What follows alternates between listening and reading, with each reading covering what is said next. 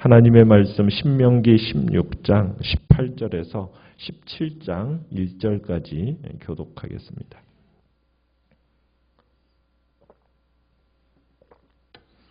신명기 16장 18절에서 17장 1절까지입니다. 내 하나님 여호와께서 내게 주시는 각 성에서 내 지파를 따라 재판장들과 지도자들을 둘 것이요 그들은 공의로 백성을 재판할 것이니라.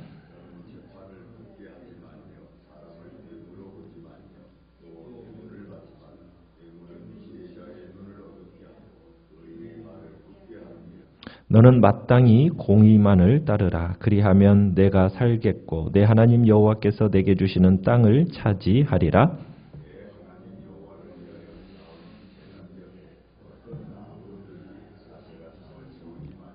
자기를 위하여 주상을 세우지 말라. 내 하나님 여호와께서 미워하시느니라.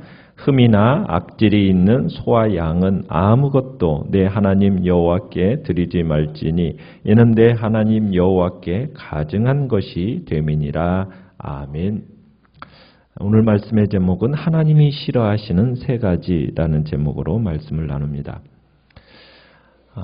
광야 생활을 하는 동안에 백성들 사이에서 법적인 분쟁이 일어나면 모세가 장인 이드로의 충고를 받아서 세운 제도가 있습니다. 그것은 십부장, 백부장, 천부장 제도를 도입해서 이제 백성들 사이에 있는 법적 논쟁의 해결 방안으로 제시된 제도입니다. 십부장이 판결하기 어려운 문제는 백부장에게, 백부장이 판결하기 어려운 문제는 천부장에게, 천부장도 어려운 문제는 모세에게 이렇게 판결하는 제도였죠. 이제 모세는 가나안 입성을 앞두고 이제 그 새로운 제도를 제시하는 것을 오늘 보게 됩니다. 이드로가 제안한 제도는 많은 사람들이 함께 모여 집단으로 생활하고 움직이는 어떤 군대적인 정서에는 적합한 그런 제도였지만 이제 가나안 땅에 흩어져서 각 마을과 성과 산간 지역에 뿔뿔이 흩어져 살아야 하는 정착 시대에는 이 이드로의 제도가 적합한 제도가 아니었습니다. 그래서 새로운 시대와 정황에 어울리는 그런 새로운 제도가 필요했던 겁니다. 그래서 모세가 새로운 대안으로 제시한 제도는 뭐였겠습니까? 18절에 나오는 대로 각 성읍별로, 지파별로 재판장들, 지도자들을 세우는 것입니다. 그러니까 재판관들은 소송을 판결하는 사람들입니다. 마치 오늘날 판사와 같은 역할을 하는 거고요. 지도자들이라고 하는 것은 그 판결을 기록하고 시행하는 사람들입니다. 오늘날로 말하면 경찰의 역할을 했던 겁니다. 그러니까 재판관과 지도자들이 그런데 생명처럼 지켜야 할 세 가지 지침을 이제 모세가 이야기합니다. 첫째는 그들은 모든 일에 있어서 공평해야 합니다. 자, 재판을 하되 뭐로 재판을 하라고요? 공의로. 그죠? 그러니까 모세는 이스라엘의 지도자들로부터 그들의 통치가 율법이 제시하는 기준에 따라서 공평하고 정의로워야 된다라고 요구하고 있습니다. 그러니까 죄 지은 자를 놓아주는 일이 없어야 되고 죄 없는 자를 벌하는 일이 없어야 되는 겁니다. 오직 하나님이 주신 법을 기준으로 삼아서 누구도 수긍할 수 있는 정확하고 공정한 판결을 내려야 되는 거죠. 그래서 이 공의로운 재판을 하기 위해서 금해야 할 것을 19절에 얘기하고 있죠. 뭘 금하라고 얘기하고 있습니까? 그죠? 굽게 재판하는 거 금해야 되고 그 다음에 사람을 외모로 보는 것, 그 다음에 뇌물을 받는 것, 이거 금해야 됩니다. 그래서 두 번째로 재판관과 지도자는 절대로 편파적인 판결을 해서는 안 된다는 거예요. 경제적인 능력이 재판의 결과를 좌우하는 일이 있어서는 안 된다는 겁니다. 재판할 때 공정하지 못한 재판을 해서는 안 돼요. 가난하다고 해서 두둔해서도 안 되고 세력이 있다고 해서 편들어서도 안 됩니다. 오직 재판할 때는 어떻게 해요? 공정하게, 공의롭게 하라는 겁니다. 그런데 편파적인 판결을 초래하게 만드는 게 뭐가 그런 편파적인 판결을 초래하게 만든다고 얘기하고 있습니까? 19절에 보니까 뭘 받지 말라고요? 뇌물을 받지 말라고 하면서 뇌물이라는 것이 재판에 무엇보다도 부정적인 영향을 미친다라는 거예요. 그래서 뇌물의 영향에 대해서 경고를 하고 있습니다. 뭐라고 경고합니까? 뇌물이라는 것은 지혜자의 눈을 어둡게 하는 거다. 의인의 말을 굽게 한다. 죄 없는 사람을 죄인으로 만드는 것이 뭐다? 뇌물이라는 겁니다. 그러니까 뇌물이라는 게 뭡니까? 대가를 바라고 주는 선물이잖아요. 그러니까 이 선물이라는 것은 소송 중인 사람의 기본적인 권리를 박탈하게 만드는 거를, 그런 효과를 발휘하는 게 뇌물이라는 겁니다. 그래서 재판관으로 선출될 때는 아무리 순수하고 청렴한 사람이었다고 할지라도 뇌물을 받기 시작하는 그 순간부터 판결이 어떻게 될 수밖에 없습니까? 편파적일 수밖에 없게 되는 겁니다. 그래서 지도자로 세워질 때, 그 세워질 때까지 열심히 노력하고 실력을 쌓아야 되겠지만 선출된 이후에도 끊임없이 자신을 성찰하면서 자기 관리를 철저히 해야 하는 그런 책임을 안고 있는 자리가 바로 이 재판장이요, 지도자의 자리라는 것을 얘기하고 있죠. 자, 그러면서 20절에 지도자는 오직 뭐만 추구해야 됩니까? 공의, 정의만을 추구해야 됩니다. 그러니까 공평한 판결이라는 것은 정의의 바탕을 둔 기준, 그 기준을 적용하고 판단할 때 얻어지는 결과입니다. 그래서 재판관은 공평한 판결을 통해서 법의 정의로움을 입증해야 되는 겁니다. 정의는 공평의 근거가 되고 공평은 정의를 확인하는 거기 때문에 이 둘은 서로 떼어낼래야 떼어낼 수 없는 상호 관계를 형성하고 있다라고 볼 수가 있습니다. 자, 이스라엘 사회가 이렇게 공정한 판결, 공의, 정의를 추구해야 되는 것은 단순히 하나님이 요구하시는 사안만으로 끝나지 않습니다. 20절 끝에 보니까 그리하면, 이렇게 해야만 이스라엘이 어떻게 된다고요? 살 수 있다는 거예요. 그리고 하나님께서 주시는 땅을 차지할 것이다. 공평과 정의를 추구하는 사회를 만들어가는 일이 이스라엘이 약속의 땅을 누리며 살 수 있는 비결이 된다. 이렇게 얘기하고 있습니다. 결국 이 이야기는 또 무슨 이야기입니까? 만약 이스라엘 사회가 공의와 정의를 위한 노력을 멈추는 순간 어떤 일이 벌어지게 된다고요? 하나님의 심판이 시작된다는 거예요. 공의와 정의가 결국 이스라엘의 생존을 좌우하게 되는 것이다. 지금 이렇게 얘기하고 있는 겁니다. 사법부라는 것은 한 사회와 국가의 정의를 구현하기 위한 최후의 보루라고 이야기를 합니다. 사법부가 바로 서지 않는다면 그 사회와 국가의 모든 기준이 흔들린다라는 것을 의미하고 있죠. 왜냐하면 재판장이라는 것은 하나님이 이 땅에 세우고자 하시는 공의를 실현하는 대리자로 세움받은 존재들입니다.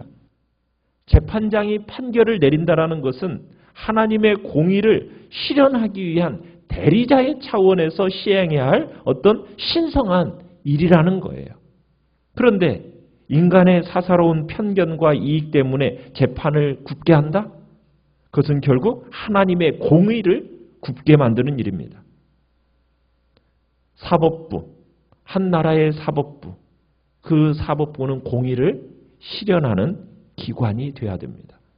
그래서 우리는 이 한국 사회의 사법부를 놓고 기도해야 됩니다.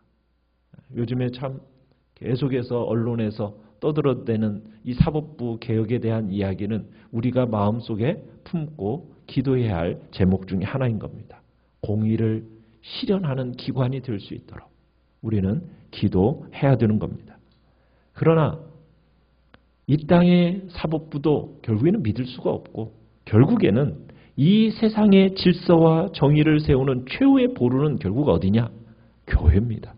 교회.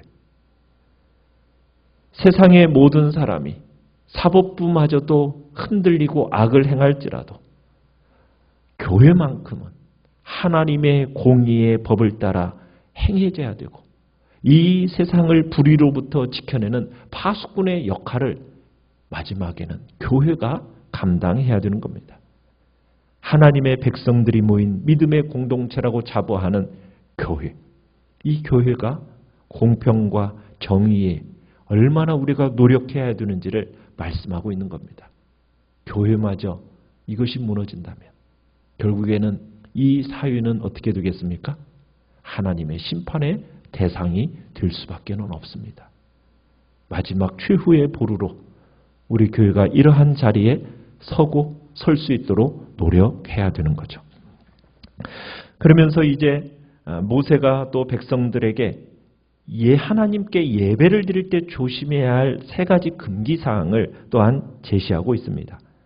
이 세 가지는 하나님이 누구시고 우리가 그분에게 어떻게 예배를 드려야 하는가를 정의하고 있는데요. 21절로 가보시면 하나님 여호와를 위하여 쌓은 제단 곁에 뭘 두지 말라고요? 아세라 목상을 두지 말라고 얘기합니다. 아세라라는 신은 가나안 사람들이 숭배하던 여신의 이름입니다. 이 여신은 그 당시 가장 능력에 있는 신이라고 말하는 바알의 아내로 여겨졌습니다. 그래서 모세는 이스라엘이 이 하나님의 제단 옆에 목상을 세우는 것, 이것은 뭐라고 얘기를 할 수 있냐면 종교적인 혼합주의에 빠졌다라는 것을 의미하는 것이기 때문에 그런 일을 금하고 있습니다. 22절에서는 자기를 위하여 뭘 세우지 말라고요? 주상. 그러니까 하나님의 제단 옆에 주상을 세우지 말라고 얘기합니다. 주상이라는 건 뭐냐면 다듬거나 다듬지 않은 돌기둥입니다. 돌기둥. 그래서 이 돌기둥에 주로 문양을 새겨놓았는데 이 돌기둥은 신을 상징하거나 신이 거기에 거한다라는 거처지로 여겨졌습니다. 그래서 그 돌기둥에다가 제물이 바쳐지기도 하고 우상과 동일하게 취급되어지기도 한 것이 바로 이 주상입니다. 하나님은 지금 무엇을 얘기하고 계시는입니까? 여호와를 섬긴다라는 명목은 가졌으면서 그 옆에 함께 다른 신들이 혼합되어지는 종교적인 혼합을 하나님은 금지하시는 겁니다. 순수한 여호와의 신앙을 보존하도록 촉구하는 명령인 겁니다. 어떠한 경우에도 하나님을 믿는 신앙하고 다른 세속 종교가 혼합되어져서는 절대로 안 된다는 거예요. 종교의 혼합. 이것은 하나님께서 용납지 않으시는 가증한 일이라는 겁니다. 어떤 경우에도 용납될 수 없는 무서운 죄악이고 우상 숭배와 다를 바가 없다라고 지금 말씀하고 계시는 거예요. 그러면서 17장 1절에 가서는 세 번째로 하나님께 제물 드릴 때는 어떤 것을 드려서는 안 된다? 흠이 있는 것은 드려서는 안 된다는 겁니다. 하나님 앞에 드려지는 예물, 짐승에는 절대로 흠이 있어서는 안 된다는 거예요. 유일하게 조그마한 흠이 허용되는 경우는 어떤 경우냐면 예배자가 자원에서 드리는 자원제의 경우만 허용이 됩니다. 그러나 흠이 있고 악질이 있는 짐승을 제물로 드린다는 것은 결국은 하나님을 무시하는 행위이고 하나님께서 베풀어 주신 은혜에 대해서 감사하지 않는다는 것으로 간주되기 때문에 절대로 하나님 앞에 드려지는 제물은 흠이 없는 것으로 드려져야 되는 겁니다. 흠이 있는 제물을 드려서는 안 된다라는 이 규제와 함께 앞에서 지금 이방 종교의 풍습의 상징인 목상과 성상을 금지시키는 내용이 지금 함께 언급이 되고 있잖아요. 이건 무슨 얘기겠어요? 이런 제물을 하나님께 드린다라는 것은 결국에는 마치 이방 종교의 풍습을 답습하는 것처럼 가증한 일이라고 지금 선언하고 있는 겁니다. 그래서 모세는 이 금지사항을 통해서 즉 하나님 앞에 드려지는 예배는 정확한 규례에 따라서 드려져야 된다는 거예요. 예배자의 마음 자세만큼이나 뭐가 중요하다라는 겁니까? 하나님 앞에 드려지는 예배의 이 정확한 규례, 이것도 중요하다는 얘기예요. 기독교는 계시의 종교입니다. 계시의 종교라는 얘기는 뭐예요? 하나님이 보여주시는 만큼 우리는 하나님을 알 수 있고 보여주시는 만큼 우리는 하나님을 섬겨야 되는 겁니다. 그게 계시의 종교입니다. 우리가 하나님을 섬기는 방법에 있어서도 마찬가지예요. 뭐에 우리가 의존해야 될까요? 하나님의 계시에 의존해야 됩니다. 계시가 어디에서 이 시대 속에서는 완성이 되었습니까? 하나님의 성경 말씀에서 계시가 완성이 되었습니다. 그래서 우리는 다른 종교의 어떠한 좋은 점이라고 해서 그것을 교회 안에 들여서는 절대로 안 됩니다. 우리는 어디에서 하나님을 섬기는 규례를 가져와야 되는 거예요?